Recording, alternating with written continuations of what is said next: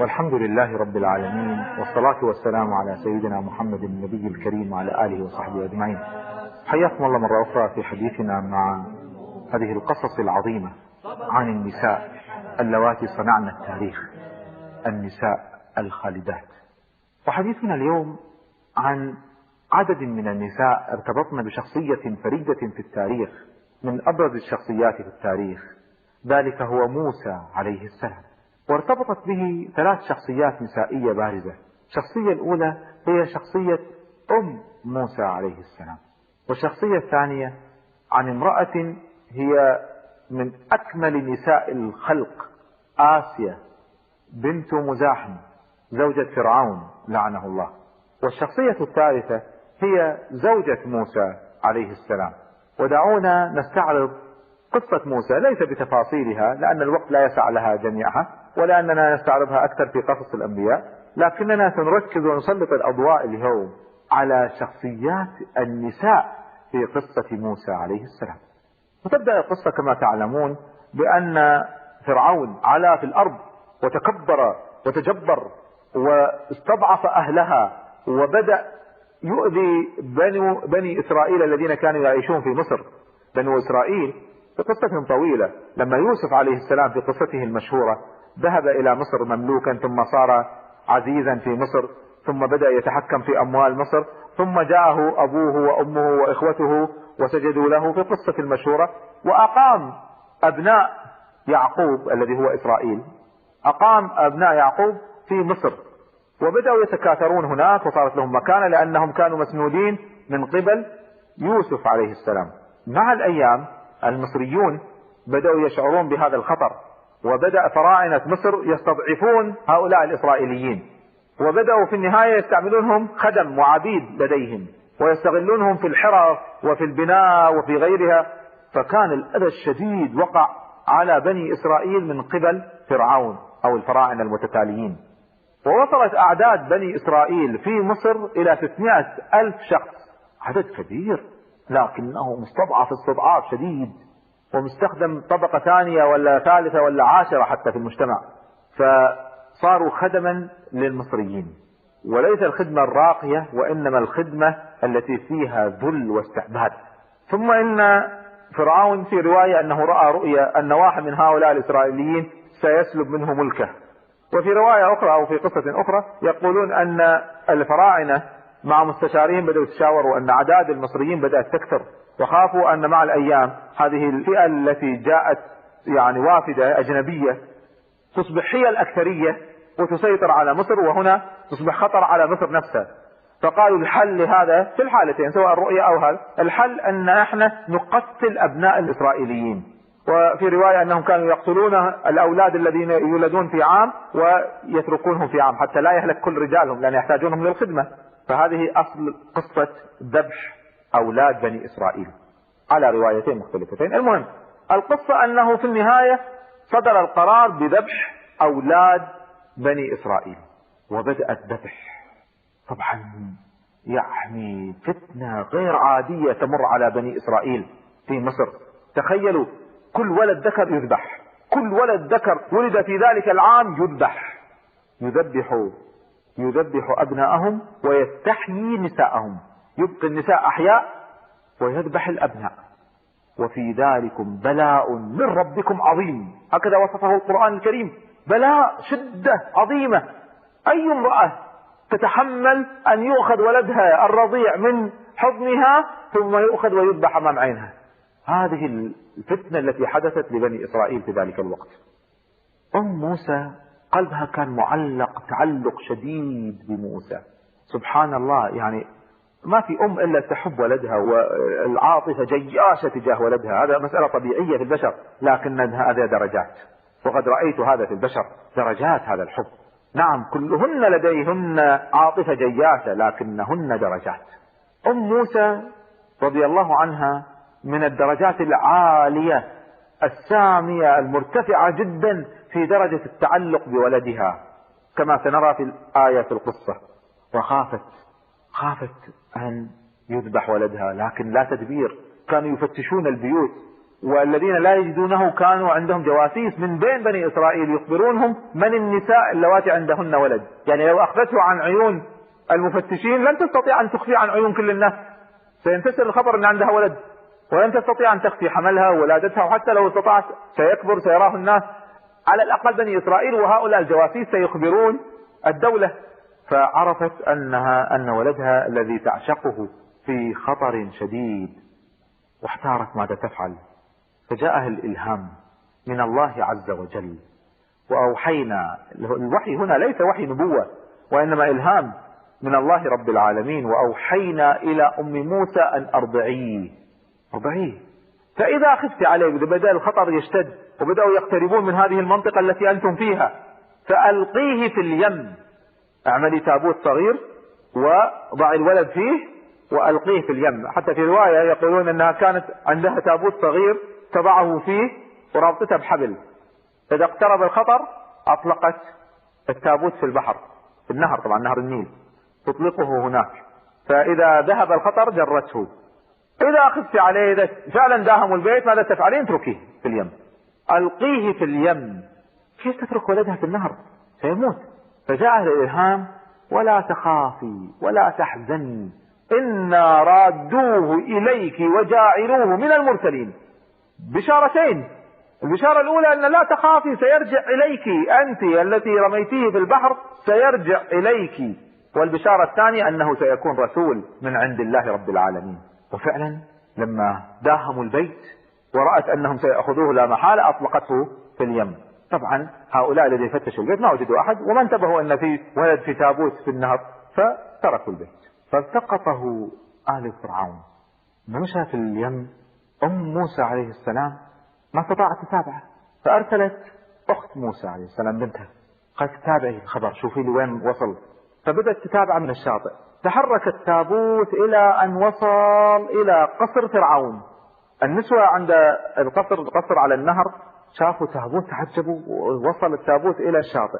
فتحوا التابوت وإذا فيه طفل صغير، فالتقطه آل فرعون. الله سبحانه وتعالى يقول: ليكون لهم عدوا وحزنا. أخذوه مسرورين به، وهو الذي سيكون عدوهم اللدود، وهو الذي سيسبب لهم الحزن والصعوبات والأذى.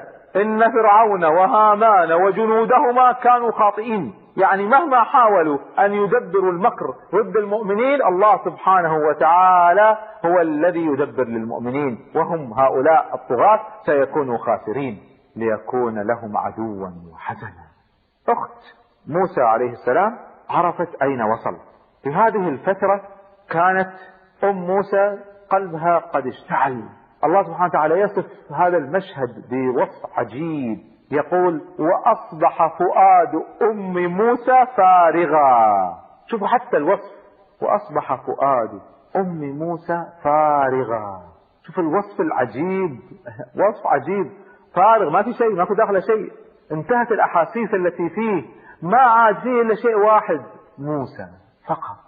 سبحان الله، أي وصف للحب كهذا الوصف القرآني، لما يصبح الفؤاد لا يشعر بشيء ولا يحس بالدنيا حواليه سوى هذا الحبيب موسى. من شدة هذه المشاعر يقول الله عز وجل: إن كادت لتبدي به. كادت تخرج إلى الشوارع تقول: أين موسى؟ أين التابوت؟ يقول الله عز وجل: لولا أن ربطنا على قلبها لتكون من المؤمنين. الله سبحانه وتعالى جعلها من المؤمنين، ثبتها بالإيمان بهذه الطريقة، ثبت قلبها. التثبيت هو من عند الله رب العالمين. ماذا حدث في هذه الفترة في قصر فرعون؟ يقول الله سبحانه وتعالى: وقالت امرأة فرعون قرة عين لي ولك. ماذا فعلت زوجة فرعون آسيا بنت مزاحم؟ وآسيا في روايات كثيرة تشير إلى أنها هي أيضا كانت مؤمنة، ما كانت كافرة، رغم أنها كانت زوجة فرعون. وأن فرعون لما سمع بجمالها، وكانت من أجمل الناس، لما سمع بجمالها كان يريد أن يأخذها أمة عبد عنده، كان يريد أن يأخذها أخذا من أبيها. فتلطف أبوها وحاول وألان قلب فرعون أن نتزوجها، يعني من باب الشرف، نحن أهل شرف ومكانة وكذا. فوافق فرعون وأمهرها مهرا وعمل لها وليمة وكذا، تزوجها. كانت هي لا تريد هذا الزواج لأنها مؤمنة وهو كافر، تقول لأبيها كيف أتزوجه؟ قال لها لولا ذلك نهلك جميعا. فضحت هذه المرأة حرصا على أهلها جميعا، كانوا سيهلكون لو رفضوا الزواج. فرعون جبار متكبر، وكان يعتبر نفسه الإله، ما لكم من إله غيري، كان يعبد عندهم، كيف يطلب منهم طلب ويردوه؟ فهذا في روايات تشير إلى أن هذه قصة زواجها منه. فكانت تعيش معه، لكن كانت تعيش كارهة، ما كفرت، كانت مؤمنة بالله عز وجل، عابدة لله سبحانه وتعالى، متعلق قلبها بالآخرة، لكنها كانت مضطرة أن تعيش عيشة الملوك مع فرعون اضطرارا. وكانت بدون أولاد، وكانت تتمنى الولد، لكنها تريد ولد مؤمن صالح تربيه على يديها. فلما رأت هذه الفرصة جاءت إلى فرعون قالت له ولد دعنا نحتفظ به. طبعا الإشارات كثيرة كانت تشير إلى أنه من بني إسرائيل. من يرمي ولده في النهر إلا خايف عليه من الموت في فترة يذبح فيها بني إسرائيل؟ واضح أن يكون بني إسرائيل. أيضا في روايات تشير أو إشارات تشير إلى أن ملابسه يعني ملابس وزي خاص، فكانت تشير إلى أنهم بني إسرائيل، فكان واضح أنه من بني إسرائيل. وكان فرعون يريد أن يقتله، وهذا واضح في الآية الكريمة لما قالت امرأة فرعون قرة عين لي ولك لا تقتلوه. إذا ماذا كان ينوي فرعون أن يفعل بهذا الوليد الذي وجدوه في النار؟ أن يقتلوه، لأنه واضح أنه كان من بني إسرائيل. فقالت أنا أريد ولد أطيب خاطري ويطيب خاطرك، قرة عين لي ولك. فغضب فرعون قال قرة عين لك وليس لي، ما أريد واحد من بني إسرائيل. لكن استجابة لمشاعر زوجته وإلحاحها الشديد وافق لا تقتلوه عسى أن ينفعنا أو نتخذه ولدا وهم لا يشعرون بالتخطيط الإلهي العجيب الذي يدير هذه الأمور، يذبح بني إسرائيل جميعا ثم يأتيه الخطر من داخل بيته. قدرة الله سبحانه وتعالى. هذا الذي حدث لموسى عليه السلام، وكيف تربى في بيت فرعون، كيف رجع إلى أمه. في أثناء ذلك بينما هي قلبها يتقطع من أجل ابنها، كان آل فرعون عندهم مشكلة كبيرة. الآن بعد ما وافقوا على هذا التبني لهذا الطفل الذي جاءهم هكذا من النهر، المشكلة أنه يحتاج إلى أن يأكل يشرب. طبعا رضيع يشرب الحليب، لكن رفض أن يأخذ حليب من أي امرأة. يقول الله عز وجل وحرمنا عليه المراضع من قبل. انتهى، كاد يموت. بدأ آل فرعون يبحثون عن من ترضعه، بدأوا يأتون بالنساء من الشارع، وهو رافض أن يأخذ أي حليب من أي امرأة. هنا تدخلت أخته التي كانت تتبع وكانت فطنة، وهذا علامة للبنت كيف تكون واعية لما يحدث حولها، منتبهة وتعرف متى تتصرف. فلما رأتهم بحيرتهم هذه تدخلت فقالت هل أدلكم على أهل بيت يكفلونه لكم وهم له ناصحون. كيف عرفت أنهم سيكفلونه وهم له ناصحون؟ قال أكيد هذا ابن الملك، كيف لا يرعاه الناس وكيف لا يهتمون به، وهناك عندنا امرأة صالحة جيدة يحبها الأطفال وأنا متأكد أنه سيقبل حليفها. قالوا نجرب، وفعلا جاءت فقبل. الوحيدة التي قبل أن يرضع منها هي أمه الحقيقية. وسبحان الله الذي يدبر هذه الأمور.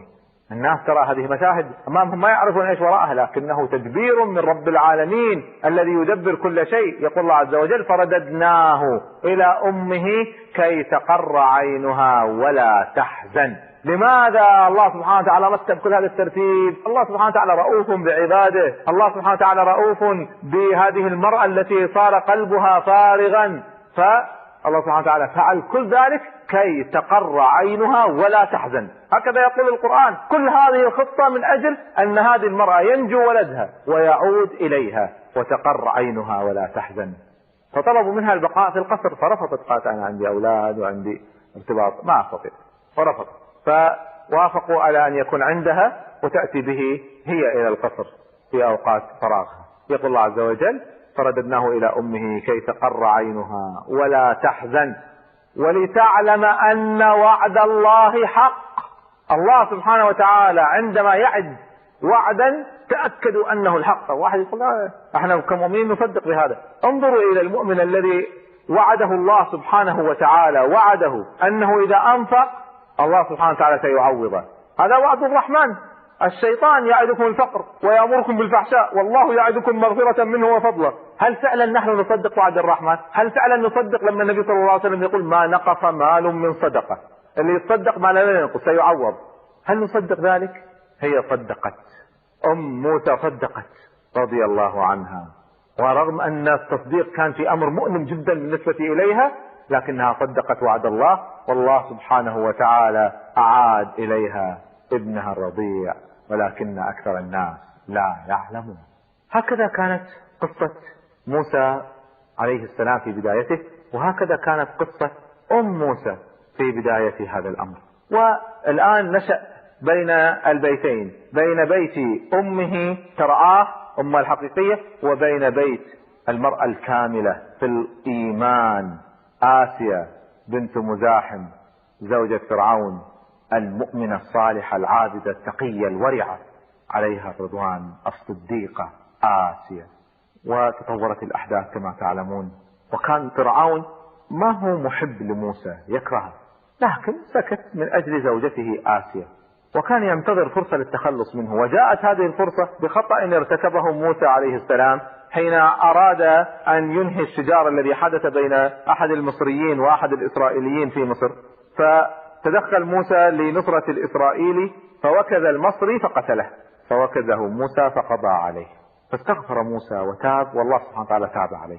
لكن الخبر انتشر ووصل إلى فرعون، وجاءت الفرصة السانحة له ليتخلص من موسى، وجاءت الأخبار فورا إلى موسى عليه السلام إن الملأ يعني كبار القوم والأعيان، إن الملأ يأتمرون بك ليقتلوك فاخرج إني لك من الناصحين. لو انتظر سيقتلوه. ما ذنب أن يقتلوه؟ كان خطأ غير مقصود، لكن الأصل في القضية أن فرعون كان يريد أن يتخلص منه، وجد هذه الفرصة سببا. ولا واحد يضرب واحد في بطنه هكذا وكزة صغيرة يقتل، لكن هذا الخطأ تسبب في فرصة لفرعون، وفعلا فر موسى عليه السلام وفر فورا، أصبح خائفا يترقب، ثم هرب من مصر نحو فلسطين، وقطع سيناء ماشيا حتى تقطعت نعاله، فمشى حافيا فتقطعت رجله وانتهى زاده، فكان يأكل الشجر ورق الشجر حتى وصل إلى مدين على أطراف سيناء، وصل إليها وشفتاه وفمه أخضر من الشجر الذي أكله. يقول الله عز وجل ولما توجه تلقاء مدين قال عسى ربي أن يهديني سواء السبيل، يهديني إلى الطريق المستقيم، كيف أقضي باقي حياتي وكيف أسير. ما كان عنده دليل، ما كان عنده وسيلة للوصول، لكن الله سبحانه وتعالى برحمته هداه. وتبدأ قصة امرأة أخرى في حياة موسى عليه السلام. هذه المرأة بدأت قصتها بمجرد وصوله، لما وصل إلى مدين وكان عندهم مكان ماء، آبار مياه يجمعون الماء من البئر فيضعونه في حوض كبير، ويأتي الرعاة يشربون من هذا الحوض، وكان الرعاة الأقوياء هم الذين يدفعون الآخرين ويصلون إلى هذا الحوض ويشربون أغنامهم من هذا الحوض. ووجد موسى عليه السلام هذا المشهد، ووجد مشهد معه آخر، أن هناك امرأتين تذودان تمنعان الغنم اللي عندهم أن يصلوا إلى الحوض. ليش؟ ما عندهم قدرة على المزاحمة، امرأتان ضعيفتان. ولما ورد ماء مدين وجد عليه أمة من الناس يسقون. ولما ورد ماء مدين وجد عليه أمة من الناس يسقون، ووجد من دونهم امرأتين تذودان. قال ما خطبكما؟ ما القصة؟ لماذا كل الناس تهجم على الماء لتشرب إلا أنتما تمنعان غنمكما من الشرب؟ قالتا لا نسقي حتى يصدر الرعاء. لما ينتهي الجميع ويمشون يتركون يصدرون من هذا المكان عندها نسقي، وما عندنا رجل يسقي لنا لأن أبونا شيخ كبير، لا نسقي حتى يصدر الرعاء وأبونا شيخ كبير لا يستطيع أن يسقي لنا. فموسى أخذته النخوة. طبعا موسى كان في منتهى القوة، حتى في رواية أنه كان هذا البئر الذي عندهم يغطونه بحجر كبير يتعاون عليه الرجال يحملوه حتى ما يستفيد أحد من هذا الماء. فجاء موسى فحمل الحجر وحده، هكذا في الرواية من شدة قوته، يعني من شدة قوته واضح يكز رجل واحد فيقتله بوقته. قوة غير عادية لموسى عليه السلام، فكان قوي في منتهى القوة عليه السلام. ففورا أخذ الغنم وزاحم الناس وسقى لهما أو حمل الحجر وسقى لهما. المهم أنه سقى بطريقة تدل على قوته وتدل على نخوته أيضا. هو ما شأن بهذه القضية، ما الذي يجعله يتدخل ليسقي لامرأتين ضعيفتين وبدون أجر؟ لكنها المروءة تتجلى في عمل الصالحين. المرء الصالح لما يرى اخوانه او اخواته في الشيشان ولا في كشمير ولا ما يستطيع يقعد بس يتفرج على هذه المشاهد ولا يفعل شيئا تجاهها، كلا لابد ان يفعل شيئا. فموسى عليه السلام بعد ان سقى توجه نحو ظل شجرة وجلس واخذ يدعو الله عز وجل، يقول الله عز وجل فسقى لهما ثم تولى الى الظل فقال ربي. شوفوا حتى الدعاء جميل، ربي اني لما انزلت الي من خير فقير. أنا محتاج ما تنزله إلي، أنا فقير إلى هذا، ما أشتكى يا ربي أنا حالتي سيئة وأنا وضعي تعبان وأنا ما عندي شوفوا الأدب في العلاقة مع الله عز وجل. انظروا لما يطلب من الله كيف يطلب بأدب، إني لما أنزلت إلي من خير فقير. بينما هو كذلك جاءه الفرج على شكل غريب. إحدى البنتين جاءته، يقول الله سبحانه وتعالى فجاءته إحداهما، ويصفها الله سبحانه وتعالى يقول تمشي على استحياء. يا الله ما أجمل هذا الخلق. الحياء لا يأتي إلا بخير، وشأن المرأة أن تكون عندها هذه الأخلاق، لا يكون عندها يعني جرأة في الحديث أكثر من اللازم ولا جرأة في النظر أكثر من اللازم. نعم نريد من المرأة أن تكون محاورة متكلمة وتكون من العلماء، لكن بأدب بحياء. ألا ترون أن بعض كلنا يعني يتعجب من المرأة لما تكون جريئة أكثر من اللازم أو مسترجلة وكذا؟ لا، كل ما كان هناك خلق أدب وفي نفس الوقت وعي وعقل. وهذا شأن زوجة موسى عليه السلام. الصفة الأولى هنا التي توصف بها أنها تمشي على استحياء، هكذا وصفها الله سبحانه وتعالى. قالت إن أبي يدعوك ليجزيك أجر ما سقيت لنا. وضحت له، ما قالت أبوه يدعوك بس، قالت له السبب والهدف من هذه الدعوة. فمشى معها، مشت أمامه تدل على الطريق، فتمشي وخطاها تتعثر من شدة حيائها، وفي نفس الوقت موسى عليه السلام واقف وراءها ومستحي يمشي وراء المرأة لأن جسمها أمامه. وهنا يتجلى أيضا خلق الحياء. الحياء لا يأتي إلا بخير. الحياء لا يمنع من المشاركة في الحياة الاجتماعية. الحياء لا يمنع المرأة أن تشارك في بناء الحضارة الإسلامية، تستطيع أن تفعل كل ذلك، لكن في نفس الوقت بالأدب والحياء. فانظروا ماذا فعل. قال لها موسى امشي ورائي ودليني على الطريق بالكلام، قولي لي يمين يسار، وإذا أخطأت ما فهمت ارمي بحجر في الاتجاه الذي تريدي أن أتجه إليه. وسار بهذه الطريقة، هو لا ينظر إليها احتشاما وهي تمشي براحتها لأن ما في أحد ينظر إليها، وتحقق المطلوب. نحن نستطيع أن نبني حضارة والمرأة عندنا محجبة وملتزمة وحية. ليس من دواعي الحضارة أن تتفسح المرأة وأن تتجرد من ملابسها، ليس هذا من الحضارة بشيء. ودور المرأة في الحضارة بعقلها ليس بملابسها بجسدها بموضتها. هذه لا تصنع حضارة. الذي يصنع الحضارة الخلق والعلم والإيمان، هذا الذي يصنع الحضارات. حتى استعمال التكنولوجيا، وقد لا شيء يمنعها أن تستعمل التكنولوجيا وهي بملابسها المحتشمة وبأخلاقها الكريمة وبإيمانها العالي. ما الذي يمنع؟ فهذا الخلق الكريم يتجلى لنا من هذه المرأة الصالحة. وذهب إلى شعيب.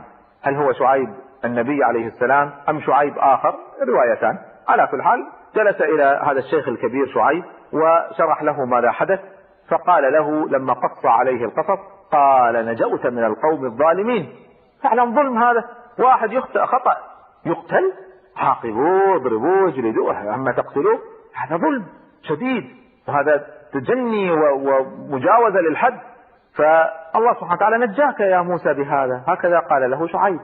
ثم لما وجد عليه آثار الصلاح وآثار النخوة، قالت هنا البنت تدخلت، قالت إحداهما يا أبتي استأجره إن خير من استأجرت القوي الأمين.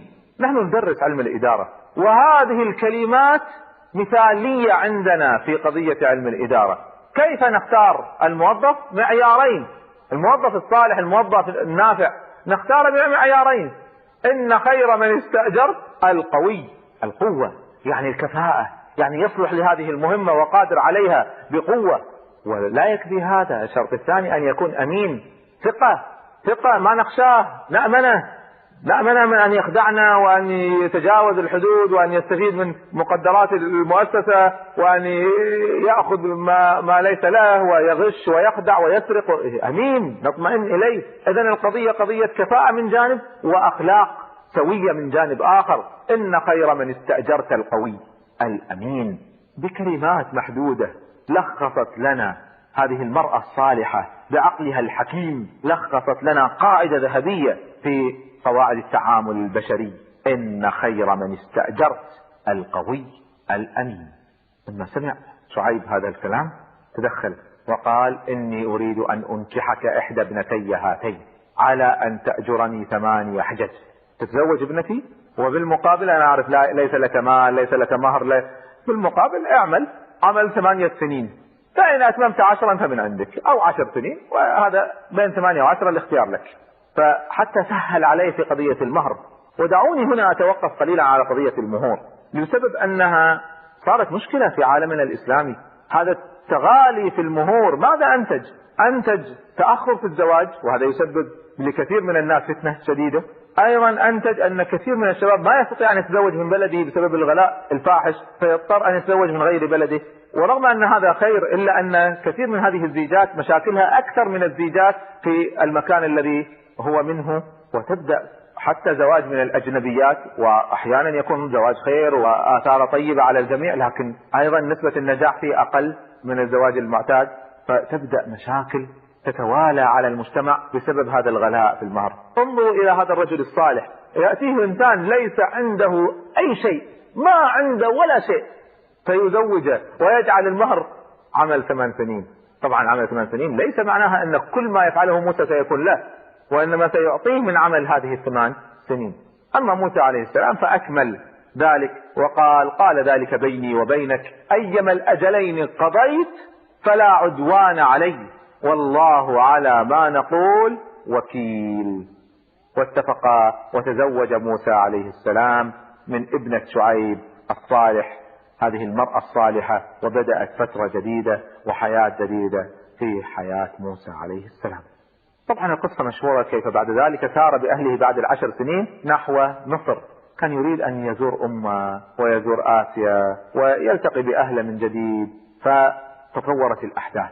في الطريق رأى نارا وقال لأهله الذين مسهم الجوع ومسهم كذلك البرد الشديد.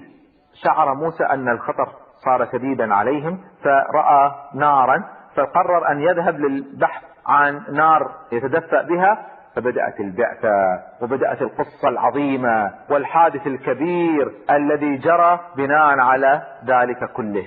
فبدأت مرحلة جديدة لموسى عليه السلام بهذه النار التي رآها. ترك أهله، زوجته ومعها ولدان، في ظلام سيناء وبرد سيناء، وكانوا قد ضلوا الطريق ضائعين.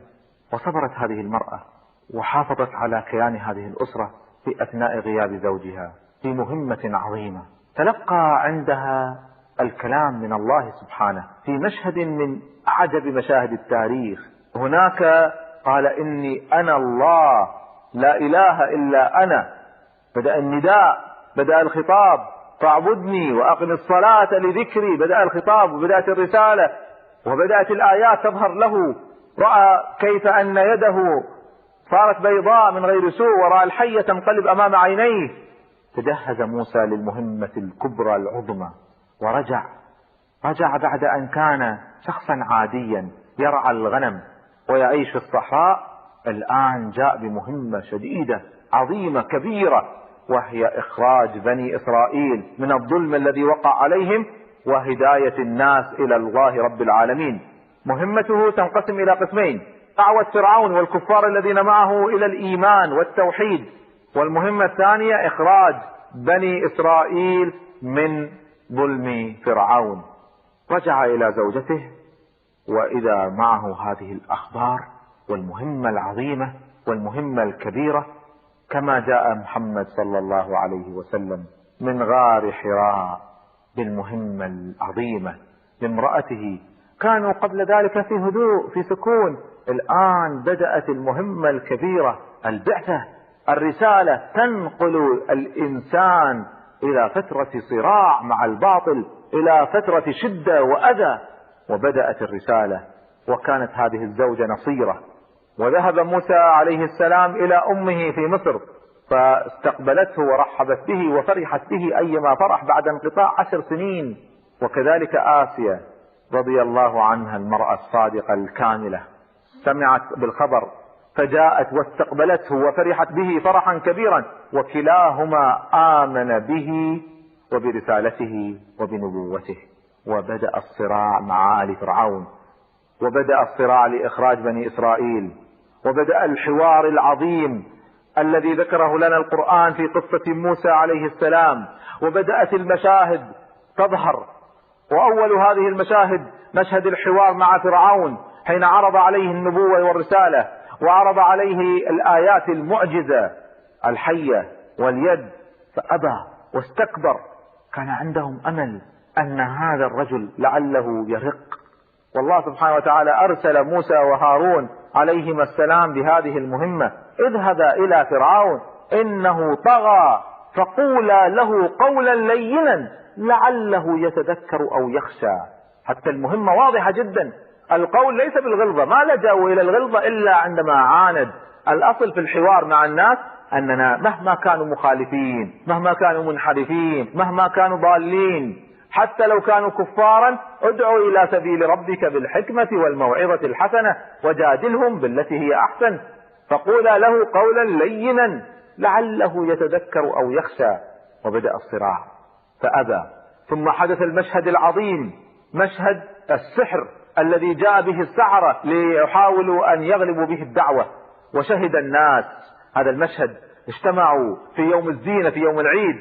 ولا شك أن آسيا كانت من الشهود، زوجة الملك، زوجة فرعون. وظهر الإعجاز الإلهي الذي جعل السحرة يسجدوا من فورهم، قالوا آمنا برب العالمين، رب موسى وهارون، فورا.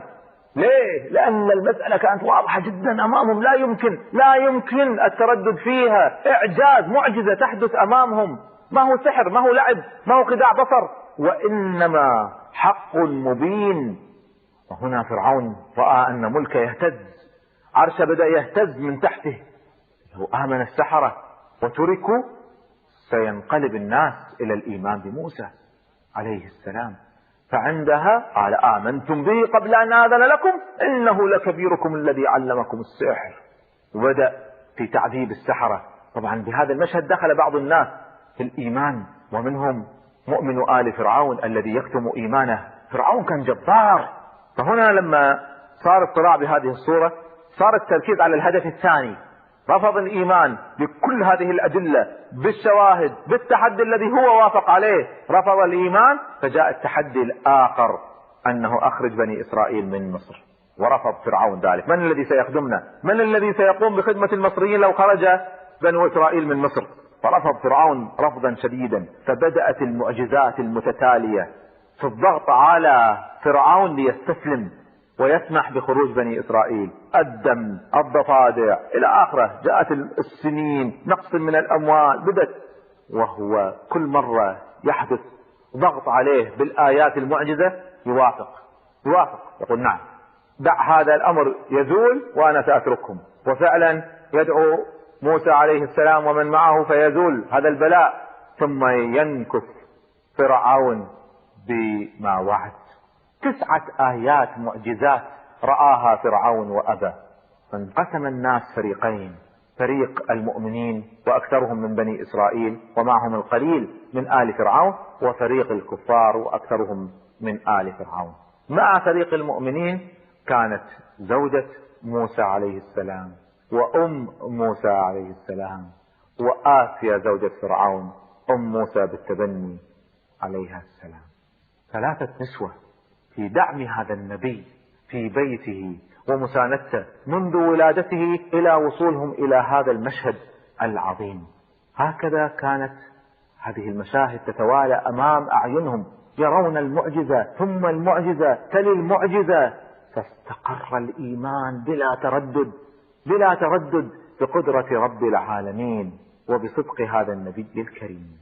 وفي النهاية اضطر فرعون للاستسلام لما اشتد الأمر عليه، وكانت معجزة بوفاة كل ولد بكر من آل فرعون من المصريين، كل ولد بكر يموت. فكان بلاء مقابل البلاء الذي جعله على بني إسرائيل أومل بالمثل، فكان بلاء شديد على المصريين الكفرة في ذلك الوقت، وعلى رأسهم فرعون وآله. فاستسلم فرعون ووافق بالسماح لبني إسرائيل أن يخرجوا، وبدأ المشهد العجيب العظيم. 600,000 يهاجرون الآن من مصر مرة أخرى إلى فلسطين، يعودون إلى موطنهم الأصلي، يخرجون يقودهم موسى وهارون عليهما السلام، ومعهم النساء والأطفال والدواب والطعام والشراب وأغراض البيوت، يعني دولة هاجر. ومن أعظم من هاجر نساء موسى عليه السلام، زوجته وأمه وآسيا أرادت أن تهاجر، في رواية أنها هاجرت معهم، وفي رواية أخرى أن فرعون غضب غضبا شديدا عليها فأمر بتعذيبها، فرفضت أن تقر بالكفر، فأصر عليها فرفضت، فازداد بالعذاب وبدأ يقطعها فأبت، ثم إنه ما صبر عليها فأخذ حجرا فضربها به فقتلها شهيدة في سبيل الله. كل هذه المشاهد، كل هذه الأحداث، وهؤلاء النسوة المؤمنات الصادقات ثابتات على الحق. هذا الدين يشترك فيه الرجال والنساء. كم من الرجال ضعفوا ولانوا وخضعوا وخانوا، وتأتي هؤلاء النسوة ليثبتنا بعزاء صادقة وبإيمان واضح ألا تردد في أمر الحق، وأن الصبر هو شيمة المؤمنين والمؤمنات. والعصر إن الإنسان لفي خسر إلا الذين آمنوا وعملوا الصالحات وتواصوا بالحق وتواصوا بالصبر. وتنتهي قصة موسى عليه السلام طبعا بأحداث أعظم وأكبر بعد هجرته إلى فلسطين وضياعهم في فلسطين، بعد أن رفض بنو إسرائيل دخول بيت المقدس بالقوة، ورفضوا القتال ورفضوا الجهاد ولم يطيعوا رسول الله كشأنهم في كل زمان، تردد وخيانة وخداع، وعبدوا العجل، ويعني فعلوا من السوء تجاه نبي الله الشيء الكثير. تجلت هنا المؤمنات الصابرات، بينما هم هؤلاء خضعوا وخانوا وضلوا وضاعوا. ولم يذكر لنا التاريخ متى مات هؤلاء، متى ماتت زوجة موسى عليه السلام، متى ماتت أمه، متى ماتت آسيا. لم يذكر لنا التاريخ هذا التفصيل، ولا يعنينا بشيء كثير. الذي يهمنا هو العبرة، المعنى العظيم، هذا الذي يهم، أنهن لهذا الرسول العظيم من أولي العزم من الرسل من بداية نشأته إلى صراعه العظيم، وهن سند واضح بلا تردد. الإنسان سبحان الله لما يجد من حوله يسنده، زوجته تسنده، أمه تسنده، لما يجد من حوله يسنده يقوى، يكون أصبر. وأراد الله سبحانه وتعالى أن يخلد لنا هذا المثل، فذكر ذلك في كتابه الكريم. وضرب الله مثلا للذين آمنوا امرأة فرعون. يا إخواني يا أخواتي، هذه الآية ليست آية بسيطة. المثل للمؤمنين، المثل امرأة. أي تكريم للمرأة أعظم من هذا التكريم؟ يا مؤمنون الرجال منكم والنساء اقتدوا بهذه المرأة لتكن هي المثال لكم. الله سبحانه وتعالى يضرب بها المثل. وضرب الله مثلا للذين آمنوا امرأة فرعون إذ قالت ربي ابن لي عندك بيتا في الجنة. ما أرادت قصور فرعون ولا أموال فرعون، ولم تغرها هذه الدنيا وهي بيدها. زوجة فرعون الذي كان يقول أنا ربكم الأعلى، الذي كان يقول أليس لي ملك مصر وهذه الأنهار تجري من تحتي، فرعون الذي كان لا يرد فاستخف قومه فأطاعوه إنهم كانوا قوما فاسقين، ما كان يرد له طلب، ما كان يرد له أمر، كان يعبد عبادة وهي زوجته. كانت الدنيا بيدها. مهما وصلت المرأة اليوم من غنى ومن أموال ومن ترف لن تصل إلى هذه المكانة. ملك مصر بيدها تتصرف به، والناس يعبدون زوجها عبادة يعبدونه.